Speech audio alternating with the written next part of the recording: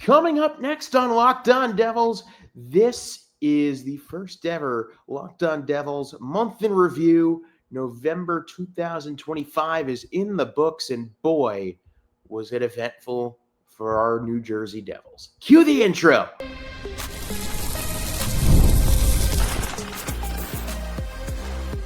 You're Locked On Devils, your daily podcast on the New Jersey Devils, part of the Locked On Podcast Network. Your team every day. Once again, hello, I'm Zach Berman. Welcome to Locked On Devils, part of the Locked On Podcast Network, your team every day. Obviously, I already posted this morning, so consider this a little bit of a bonus episode as we wrap up what was quite an eventful month of November for the New Jersey Devils. Like, what? This month was crazy. Some of the highest highs you'll experience as a Devils fan, some of the lowest lows you'll experience as a Devils fan. I mean, where do you even begin? I think we can rip the Band-Aid off in terms of one of my categories, the hero of the month and the villain of the month for the New Jersey Devils. Month of November 2025. The hero of the month, well, it's obviously Simone Nemec. Like, come on. Did you expect anybody else? The overtime winner against St. Louis, the tying goal against the Islanders, the hat trick against Chicago in the overtime winner, and the shootout winner against Washington. He was by far and away the best Devil all month. Those are just the noteworthy moments. It's the little things where he was really great. Really only had one noticeably bad game, and that was yesterday. And if you have only one noticeably bad game a month where the rest of the team is, put it this way, he has stepped up in a way that, given the state of the roster with injuries, maybe not everybody expected, and has put himself in a position where I know a lot of Devils fans were thinking, yeah, we're going to trade him for, Quinn Hughes or what. And he has cemented himself as somebody that deserves to be staying around for a long, long time if he keeps on playing the way he does. Now, for the way last night's episode went and this morning's episode is gone, I know you might be expecting a Jacob Markstrom villain of the month, even a Tom Fitzgerald villain of the month. No, the villain of the month is that pesky Weiner spirit glass at Chicago Cut that took out our boy Jack Hughes for almost what is going to be a month and a half, 2 months. Thankfully not more, but I've talked about that plenty. That's your villain of the month. And yes, I miss you, Jack. I think we all miss you quite dearly. On that note, I think we're going to go into a game-by-game recap because this has been some month. You have the back end of the California trip, 3-game homestand, 5-game road trip, 2-game homestand, and then a back-to-back. And I think you can really carve out this month into 2 categories, with Jack and without Jack. And yet, believe it or not, this team's record without Jack Hughes is not as bad as you might expect, maybe not even as bad as it probably deserves to be. And I'm like, look, I understand that I am absolutely brutal on this team. I think I'm not going to deny that, but at the same time, they have found ways to win games that they have not been deserving to win. And that says a lot about the character of this bunch. So let's get into what was ultimately an 8-5-1 record for the New Jersey Devils in the month of November 2025. And it starts with November 1st in Los Angeles. Saturday the 1st, Devils Kings at Crypto.com Arena. The New Jersey Devils are staring down what could be their first 3-game losing streak of the season. They've lost in both San Jose and Colorado. And this is a game where Jacob Markstrom was the guy that the Devils need him to be more. Stood on his head, 40-plus saves. The Devils win 4-1 in a game where they were handily outshot. Dawson Mercer, a pair of goals. Brian Howland in a shorthanded goal, first of his National Hockey League career. It was a fun game. The Devils were outplayed, but it was a fun game and a win that they sorely needed to avoid losing 3 straight. And it seemed like for a second that maybe this would be a bit of a turning point for them. No, that would not be the case because the following night they played pretty poorly. They lost in Anaheim 4-1. Fell behind early. Jake Allen had a rough game, which was not a constant whatsoever. But he allowed 2 goals in the first that weren't great. Lucas Dostal stood in his head, and the Devils finished up their road trip to the West Coast 1-3.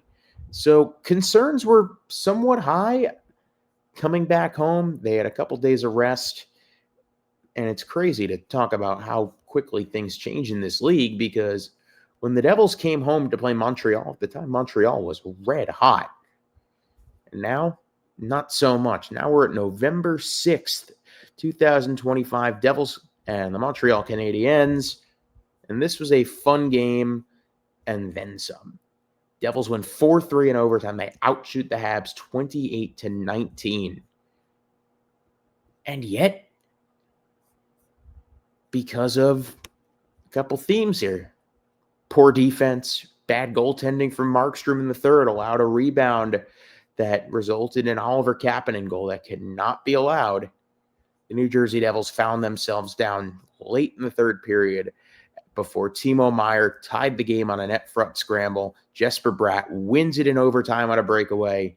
The Rock explodes. Everything is awesome. Devils win 4-3. Possibly my favorite home game of the year, I'd like to say. Either that game or the Edmonton game. Next game was pretty fun, too. Devils beat the Pittsburgh Penguins 2-1 in a shootout. Pittsburgh had come into this one red hot like Montreal before, and the Penguins heavily outplayed the Devils in this game. Outshot them 34-24, but Jake the Snake stands on his head and keeps the Devils in it. While the New Jersey Devils could not solve Artur Shilov's other than Arseny Gritsyuk in the first period. Ryan Graves tied it in the second. Of course, the ex-Devil had to score against his former team, but it goes to the shootout where the Devils historically have not been very good since Zach Parise and Ilya Kovalchuk left. And the shootout was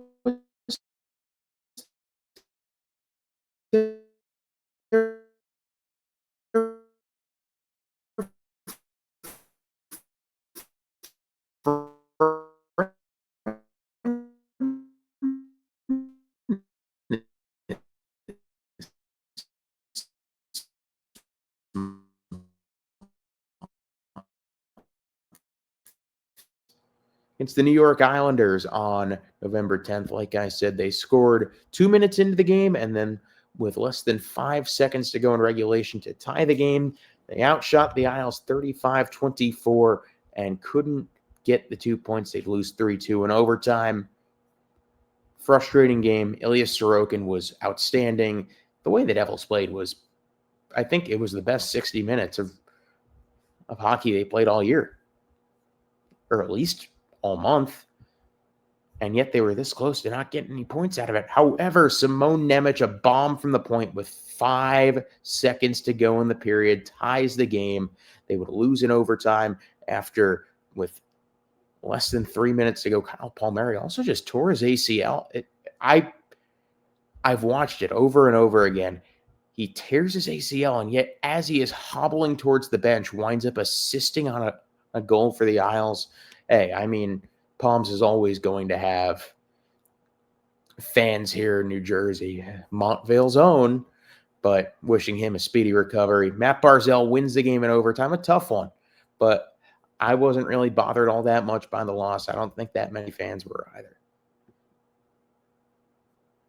And then to really finish up this first half of the month of November, the Chicago game. The most memorable game of the season, easily. I mean, what more is there to say? Simone Nemec, a hat trick and a game-winning overtime goal on national television. This, I take that back, was the best game the Devils had played all month. Outshoot Chicago 37-20. And it was awesome.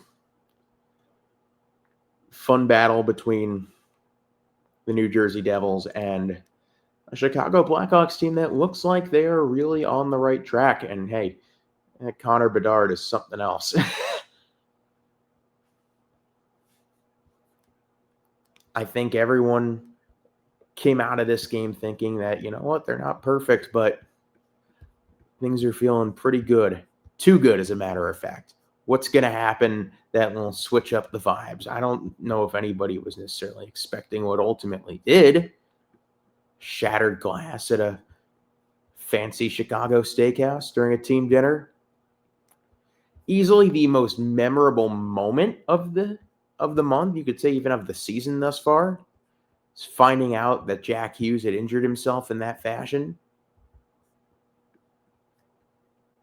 I can't even tell you the last time I felt that way as a fan of a sport.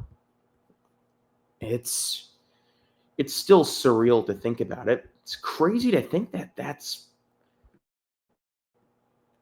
how long ago has that been? Like, it feels like it was yesterday, yet it feels like it was a lifetime ago at the same time. That was like 2.5 weeks ago. And yet it really feels like a lifetime ago, because after that, the vibes of the season completely changed.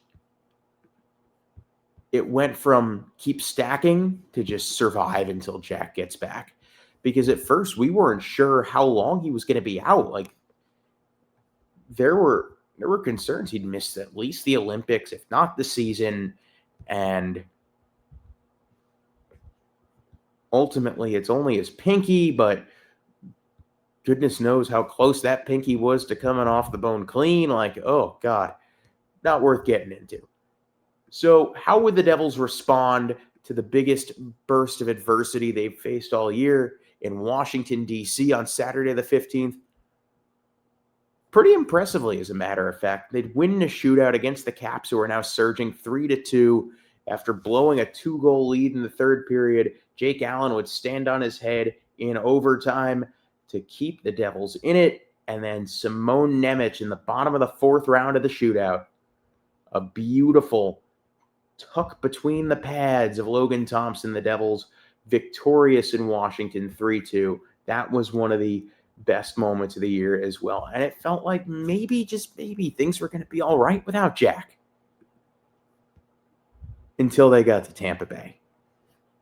This was an ugly game. Despite the Devils outshooting the Lightning by the score of 32-29, giveaways, bad goaltending, and a Jake Gensel hat trick against.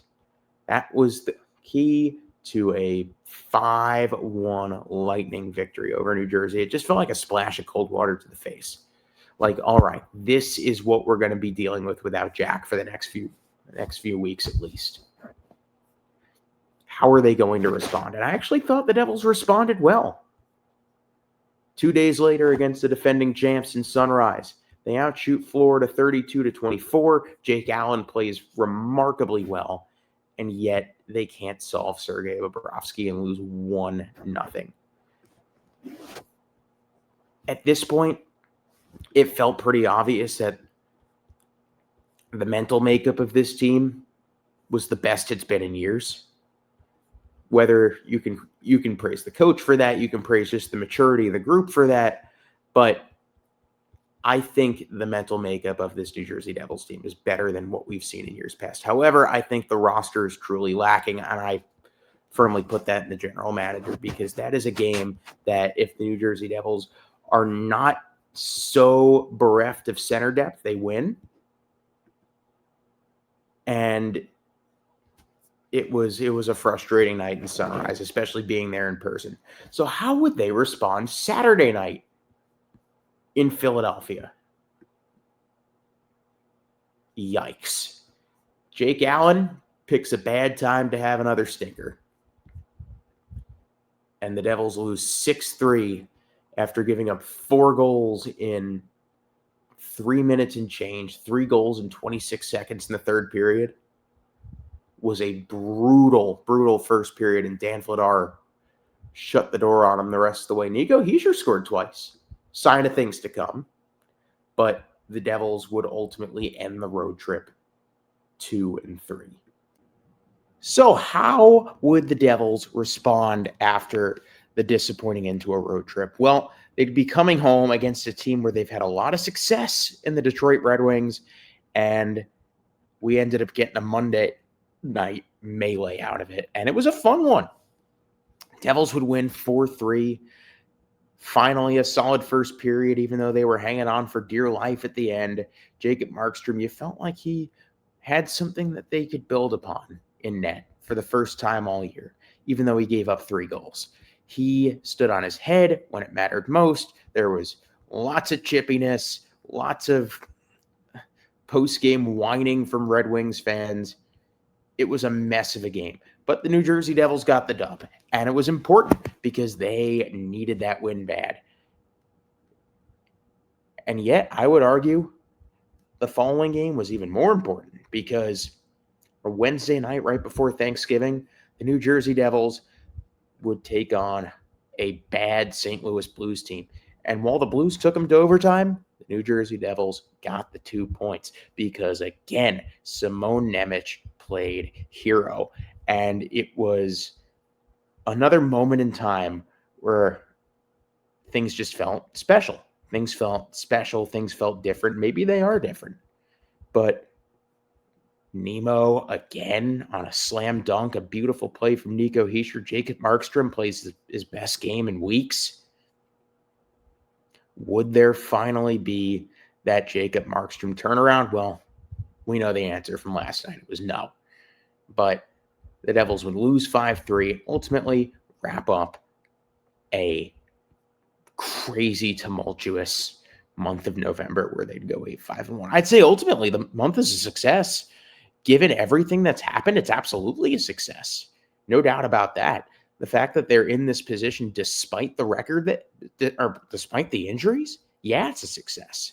But I've already given my hero of the month and my, I guess, zero of the month being Nemec and a wine glass. So, well, I'll see you guys tomorrow morning, where we get back on the normal schedule and preview the New Jersey Devils and the Columbus Blue Jackets. And that will be on Locked On Devils. Thanks for stopping by.